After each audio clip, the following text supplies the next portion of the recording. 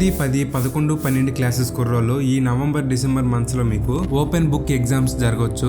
Open book exams అంటే books చూసుకొని రాసుకోవడమే. CBSE ఈ 9, 10, 11, 12 క్లాసెస్ వాళ్ళకి ఓపెన్ బుక్స్ ఎగ్జామ్ పెడదాం అనుకుంటుంది.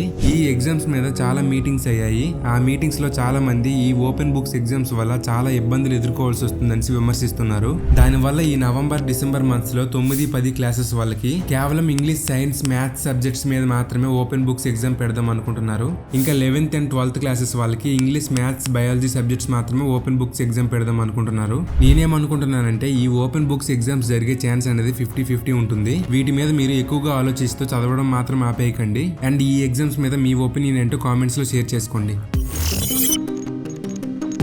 మనం చిన్నప్పుడు ఎంతో ఇష్టంగా తినే ఈ పీచ్ మిఠాయిని ఇప్పటికీ కూడా ఎక్కడైనా ఆ పీచ్ మిఠాయి కనిపిస్తే వెంటనే వెళ్ళి ఒక ప్యాకెట్ కొనుక్కొని తింటున్నాం. కానీ దీని వల్ల మన హెల్త్ కి ఎంత ప్రాబ్లం అవుతుందో మీకు తెలుసా? ఆల్రెడీ తమిళనాడులో ఈ పీచ్ మిఠాయిని బ్యాన్ చేశారు. అలాగే ఏపీ అండ్ టీజీలో కూడా త్వరలో ఈ పీచ్ మిఠాయిని బ్యాన్ చేయొచ్చు. ప్రెజెంట్ వీటి శాంపిల్స్ మీద ల్యాబ్ లో టెస్టింగ్స్ జరుగుతున్నాయి. Telangana state food laboratory and food safety team Lakshminarayana Reddy గారు ఈ పీచ్ మిఠాయి తింటే క్యాన్సర్ వచ్చే అవకాశం ఉందని చెప్తున్నారు. అసలు ఇవి తింటే క్యాన్సర్ ఎందుకు వస్తుందంటే ఈ పీచ్ మిఠాయి బాగా పింక్ గా కనిపించడానికి వీటిలో ఒక కలర్ ని యూజ్ చేస్తారు. ఆ కలర్ పేరే రొడమెన్ బి. వీటిని సింథటిక్ కలర్స్ అంటారు. ఈ colour red and pink colour ని ఇంకా బ్రైట్ గా కనిపించేలా చేస్తుంది. ఈ రొడమెన్ బి కలర్ ఒక్కటే కాదు, వీటితో పాటు సోడెన్ 1, 2, 3, 4, పెరా రెడ్, ఆరెంజ్ 2 ఇటువంటి డేంజరస్ కలర్స్ ని ఫుడ్ లో యూజ్ చేస్తున్నారు. నార్మల్ గా ఈ కలర్స్ ని బట్టల మీద, పేపర్ల మీద, తోలుకు సంబంధించిన వస్తువుల మీద యూజ్ చేస్తారు.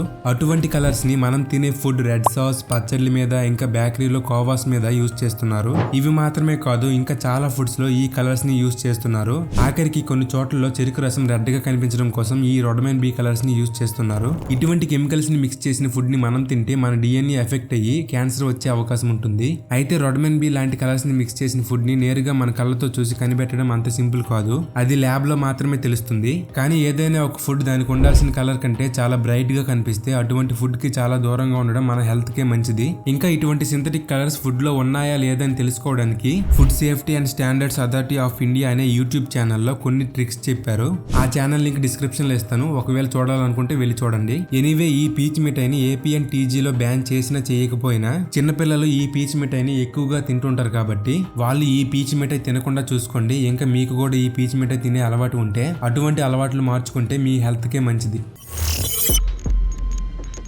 ఈ ప్రపంచంలో ఏం జరిగినా సరే అందులో సైన్స్ కి ఏమాత్రమైన సంబంధం ఉంటుందని మనం అనుకుంటాం. కానీ కొన్ని ఆ సైన్స్ కి కూడా అంతు చిక్కనవి ఉంటాయి. అటువంటిదే ఈ టీటూ కేస్. ఈ అబ్బాయి పేరు టీటూ. డిసెంబర్ 10, 1983లో పుట్టాడు. టీటూకి 2 years ఏజ్ వచ్చాక స్ట్రేంజ్ గా బిహేవ్ చేయడం స్టార్ట్ చేశాడు.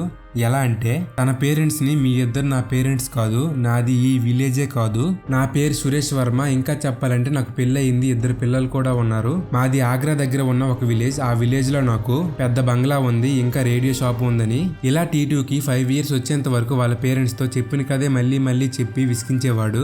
అయితే ఒక రోజు టీటూ బ్రదర్ అశోక్ టీటూ చెప్పినవన్నీ నిజమా కాదా అని ఆ విలేజ్ కి వెళ్లి చెక్ చేశాడు. అయితే టీటూ చెప్పినట్టుగానే ఆ ఊర్లో సురేష్ వర్మ అనే ఒక అతను ఉండేవాడని తెలిసింది. అండ్ ఆ రేడియో షాప్ కూడా టీటూ ఎక్కడైతే చెప్పాడో ఆ ప్లేస్ లోనే ఉంది. అండ్ ఆ షాప్ లో ఉషా అనే వీడియో కూడా ఉంది. ఆమె సురేష్ వర్మ యొక్క వైఫ్. అయితే అశోక్ ఆమె దగ్గరికి వెళ్లి ఇలా మా బ్రదర్ మీ డీటెయిల్స్ అన్ని చాలా కరెక్ట్ గా చెప్తున్నాడని చెప్పాడు. ఉషా కూడా ఆ డీటెయిల్స్ అన్ని కరెక్ట్ అని కన్ఫర్మ్ చేసింది. వెంటనే ఉషా అండ్ అశోక్ టీటూని కలవడానికి మారుతి కార్ లో వెళ్లారు. టీటూ కూడా ఉషాని చూసిన వెంటనే పరిగెత్తుకుని వెళ్లి హగ్ చేసుకున్నాడు. ఇంకా టీటూ ఉషాని మీరేంటి మారుతి కార్ లో వచ్చారు, నా ఫియట్ కార్ ఏమైంది అని అడిగాడు. ఇక్కడ ఉషా మళ్ళీ షాక్ అయింది. నిజంగానే సురేష్ వర్మకి ఫియట్ కార్ ఉండేదని చెప్పింది. అయితే టీటూ ఎవరికీ తెలియని Suresh Varma death secret reveal చేశాడు. సురేష్ వర్మ August 28, 1983లో చనిపోయాడు. అయితే టీటూ ఏం చెప్తున్నాడంటే నన్ను నా 2 బిజినెస్ పార్ట్నర్స్ నా హెడ్ మీద గన్ తో షూట్ చేసి చంపేశారని చెప్పాడు. ఆ తర్వాత ఇన్వెస్టిగేషన్ లో అది నిజమని తెలిసింది. ఫర్ ద ఫస్ట్ టైం ఇటువంటి కేసుని కూడా కోర్టు డీల్ చేసింది. నేరస్తులు 2కి జైలు శిక్ష వేసింది. ఇంకా సురేష్ వర్మకి గన్ తో హెడ్ మీద ఎక్కడైతే షూట్ చేశారో అదే ప్లేస్ లో టీటూకి ఒక మచ్చ ఉంది. అయితే సురేష్ వర్మ ఫ్యామిలీ వాళ్ళు సురేష్ వర్మ మళ్ళీ పుట్టాడని అనుకుంటున్నారు. ఈ టీటూ స్టోరీ ఇప్పటికీ కూడా సైన్స్ కి అంతు చిక్కకుండా ఒక మిస్టరీగానే ఉండిపోయింది. ఇప్పుడు మీరు చూస్తున్న దాని పేరు బాస్కెట్ స్టార్. ఇది సముద్రంలో 650 నుంచి 19,700 అడుగుల లోతుల్లో జీవించి ఉండే ఒక వింత క్రియేచర్. దీని డెస్క్ 10 ఇంచెస్ ఉంటుంది. ఇంకా వీటి ఆర్మ్స్ అనేవి 28 ఇంచెస్ కంటే ఎక్కువ ఉంటాయి. ఒకవేళ వీటి ఆర్మ్స్ కట్ అయినా సరే మళ్ళీ రీజనరేట్ చేసుకోగలవు. కొంతమంది వీటిని ఏలియన్స్ అంటారు. ఏలియన్స్ అని వేటిని అంటారో తెలియదేమో వాళ్ళకి. ఒకవేళ మీకు తెలిస్తే కామెంట్ చేయండి. మనుషులం మనమే ఈ భూమి మీద టెక్నాలజీలో చాలా అప్డేటెడ్ గా ఉన్నామని మనం అనుకుంటాం కదా, కానీ ఈ బర్డ్స్ ని చూస్తే ఆ ఒపీనియన్ మార్చుకుంటాం. ఈ పక్షి పేరు పెండ్యులెంట్ టిట్. ఈ పక్షి తన గూడిని నార్మల్ గా కట్టుకుంటే పాము వచ్చి గుడ్లు మింగేస్తుందని ఆ పక్షి 2 డోర్స్ ఉన్న గూడిని తయారు చేసుకుంది. తన గూడిని మనం నార్మల్ గా చూసినప్పుడు మనకి ఒక డోర్ మాత్రమే కనిపిస్తుంది. సెకండ్ డోర్ సరిగ్గా ఆ ఫస్ట్ డోర్ పైన చిన్న హోల్ లా ఉంటుంది. ఆ సెకండ్ డోర్ లోనే తన గుడ్లను పిల్లల్ని ఉంచుతుంది.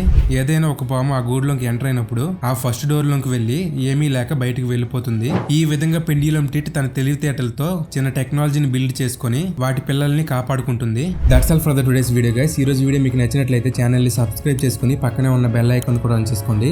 మళ్ళీ నెక్స్ట్ వీడియోలో మళ్ళీ కలుద్దాం. జై హింద్.